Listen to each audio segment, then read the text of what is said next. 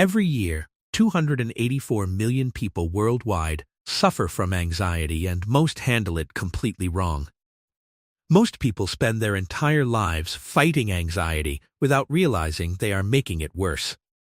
What if anxiety is not your enemy, but actually your mind's most loyal and faithful protector? Fighting your own mind is exactly why anxiety keeps winning and growing stronger inside you daily. Welcome to Real Health Logic, your source for evidence-based health insights that actually change your life.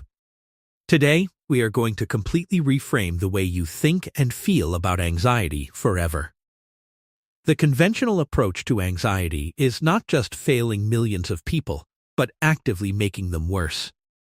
Here is the painful truth most people never hear sitting inside their doctor's office or clinic. Anxiety is not a malfunction of your brain, and it is certainly not a medical illness. Anxiety is an emotion, one of the most ancient and powerful survival signals in the human body. When doctors label anxiety as a disorder, they create a terrifying new fear inside every patient. That new fear is the fear of your own feelings and thoughts happening inside your head. This is where the real suffering begins, not in anxiety itself, but in the war against it.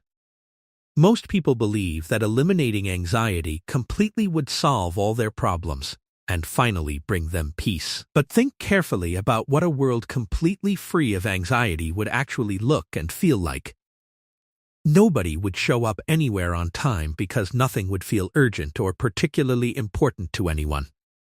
Nobody would prepare carefully for an important job interview, a big presentation, or a critical work meeting. Nobody would double-check an important email before sending it out to hundreds of important people. Nobody would make any effort on a first date, because impressing someone just would not seem important. Anxiety is the internal alarm system that tells you clearly that something important is happening right now. Without that alarm system, absolutely nothing in your life would carry any real weight or significance whatsoever. There are actually only two groups of people in the world who feel absolutely no anxiety ever. The first group is dead people, and the second group is those we call psychopaths today. Neither of those two options sounds particularly desirable for anyone living a normal and healthy human life. So if being anxiety-free is actually a bad thing, why do we treat anxiety so negatively? The honest answer is very simple, and most people already understand it deep inside their own hearts. Anxiety feels genuinely terrible, especially when it is intense and has been going on for a very long time. When high anxiety dominates your daily life for months, it very quickly starts to define your existence completely. Of course, you want to get rid of something that makes every single day feel so unbearable. But the methods most people use to escape anxiety are exactly what keep it locked firmly in place. People try to avoid situations that trigger anxiety, and that avoidance slowly shrinks their entire world down completely. People try to distract themselves from anxious feelings, but the feelings always return louder and more intense later. People try to run away to safety constantly, but safety becomes a smaller and smaller cage over time. This is the great trap of anxiety, and almost every single person struggling with it falls right in. Now let us talk about the way your mind actually works, so all of this starts making real sense. Think of your mind as a ship sailing across a wide, unpredictable, and sometimes very stormy ocean constantly. Every ship has a captain and a crew, and both play completely different and equally important roles on board. The captain is your conscious, logical, and rational mind that knows exactly where you want to go. The captain understands your goals, your values, your dreams, and has a clear sense of direction always. But the captain does not actually control the sails, the engine, or the steering wheel of the ship. That real daily control belongs entirely to the crew, and the crew represents your powerful subconscious mind completely. Your subconscious crew manages all of your automatic responses, your patterns of thought, your habits, and your emotions. The crew sails your ship by triggering the right emotional response whenever a specific situation or threat appears. When the crew senses real danger nearby, they trigger fear so you move quickly away from it. When the crew believes you have been treated unfairly, they trigger anger so you take necessary corrective action. When the crew senses something critically important is approaching fast, they trigger anxiety so you cannot ignore it. Anxiety is your crew urgently saying to the captain that you absolutely need to pay attention right now. And here is the most important part that almost everybody who struggles with anxiety consistently gets completely wrong. Your crew is not trying to destroy you, sink your ship, or ruin your life in any way. They are doing their absolute best to sail the ship away from storms they believe you cannot survive. Every harsh and painful anxious thought your mind produces is simply the crew steering hard in protective mode. Even brutal thoughts like "I am not good enough" or "I will never succeed" come from protection. The crew is steering you away from situations where they genuinely believe you might fail or get hurt badly. The problem is that some of the crew's information is very old, outdated, and no longer accurate today. Some of the beliefs driving your anxiety were formed when you were a small and very vulnerable child. Those old beliefs do not reflect who you actually are or what you are truly capable of now. This means your crew is making protective decisions based on a map that no longer matches your current reality. That is why anxiety misfires, not because your mind is broken, but because it is working with wrong information. Understanding this simple truth is honestly one of the most powerful and liberating shifts you can ever make. Now let us talk honestly about the place most people go when their anxiety becomes completely overwhelming and unbearable. Most people end up sitting in their doctor's waiting room, hoping desperately for someone to fix their anxiety fast. Doctors are extraordinary professionals who save lives every single day and deserve enormous respect and genuine appreciation always. But when it comes to treating anxiety, doctors are working against three very significant and serious constraints simultaneously. The first constraint is time, because a typical doctor's appointment lasts somewhere between 8 and 11 minutes only. That is nowhere near enough time to properly explore, understand, or effectively treat a complex emotional issue like anxiety. The second constraint is specialization, because doctors are trained in medicine, but anxiety requires real mental health expertise specifically. To become a true mental health specialist, a doctor must train for an additional 5 or 6 more years. The third constraint is resources, because counseling and therapy waiting lists regularly stretch 12 to 16 weeks in practice. When you are desperate for help right now, being told to wait 4 months feels completely impossible and crushing. So the only remaining option on the table becomes medication, and this is where things get genuinely complicated fast. Medication can change the way you feel in the short term, and sometimes that temporary relief does help. But anxiety is fundamentally an emotional issue, and treating an emotional issue with a chemical solution has real limits. At best, medication patches over the problem temporarily, without ever addressing what is actually driving the anxiety underneath.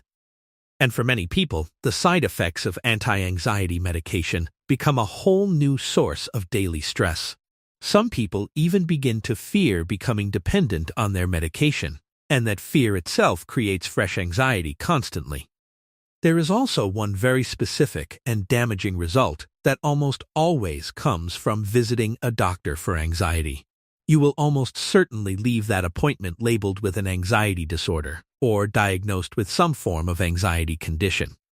And now, you have an official new identity: the person with the anxiety disorder. And that label carries real weight.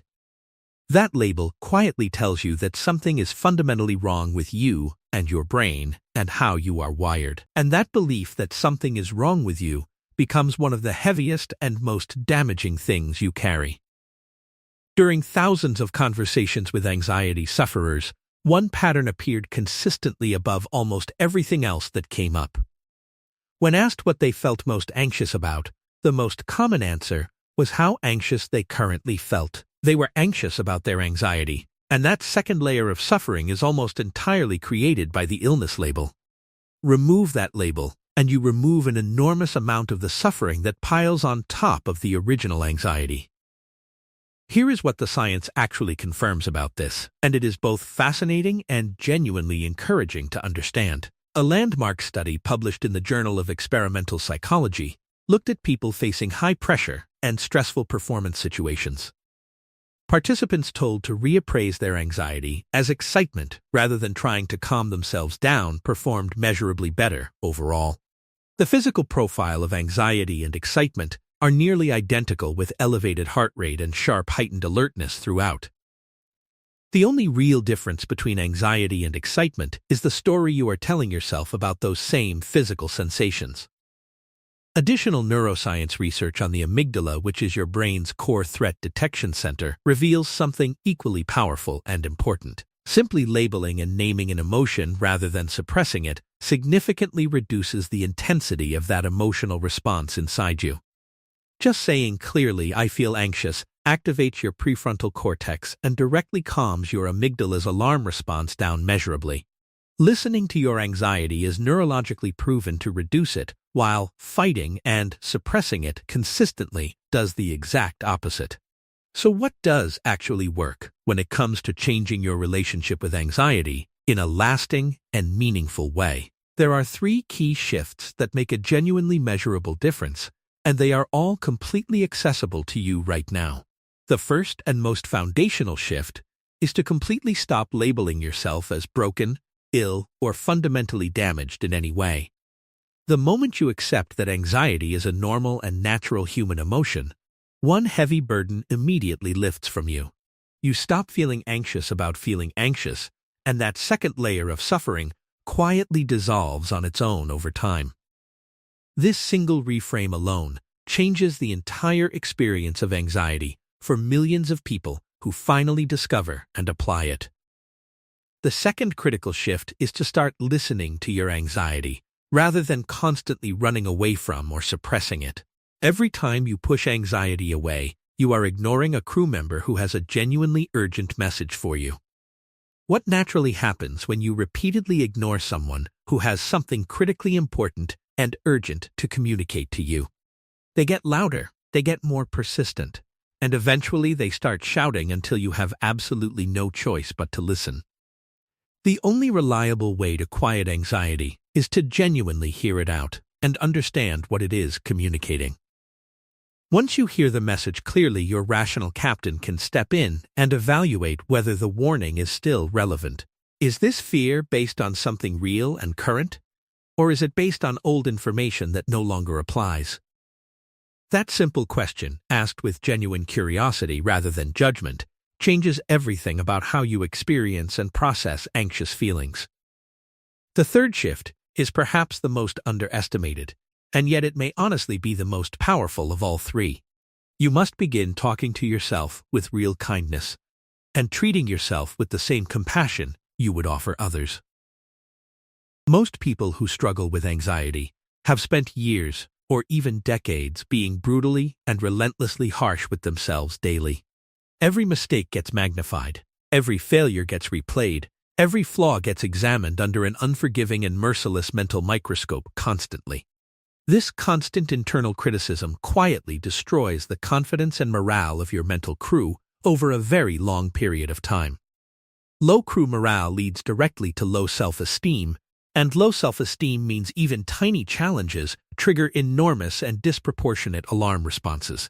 When you consciously shift to speaking to yourself with warmth, patience, and genuine encouragement, everything inside you starts to shift too. A crew that feels respected and supported by its captain begins to sail the ship with far more steadiness and confidence.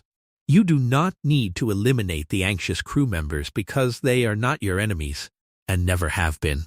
You simply need to rebuild the trust and communication between your conscious captain and your hardworking and well-meaning subconscious crew. And when that trust is restored, the shouting gradually stops, the noise quiets down, and clarity slowly begins to return naturally. Anxiety will never disappear completely from your life, and honestly, you should be genuinely grateful that it never fully does. It is anxiety that makes you reread the important email one final time before pressing send on a critical message. It is anxiety that makes you check your keys are in your pocket before you close and lock the front door. It is anxiety that makes your heart beat a little faster before a presentation, because you actually care about doing well. That gentle whisper of concern reminding you that something matters is not something to fear or eliminate from your life. It is something to recognize, appreciate, and learn to work alongside as a trusted and genuinely helpful part of yourself. The goal was never to become a person who never feels anxiety, because that person does not actually exist anywhere. The real and achievable goal is to become a person who experiences anxiety without being controlled or consumed by it daily. That shift from suffering with anxiety to simply experiencing it is entirely possible for absolutely every single person listening right now. It begins with one decision to stop treating anxiety as an enemy and start treating it as important, useful information. If this perspective genuinely changed the way you think about anxiety today, please take a moment to like this video. Your like helps this evidence-based information reach more people who are quietly struggling and desperately need to hear it right now. And if you want more clear, honest, and research-backed health insights delivered regularly, please subscribe to Real Health Logic today. We cut through the noise, challenge the conventional wisdom, and give you the real information your health decisions genuinely deserve, always. We will see you in the very next video, and until then, please be genuinely kind to your mind every single day.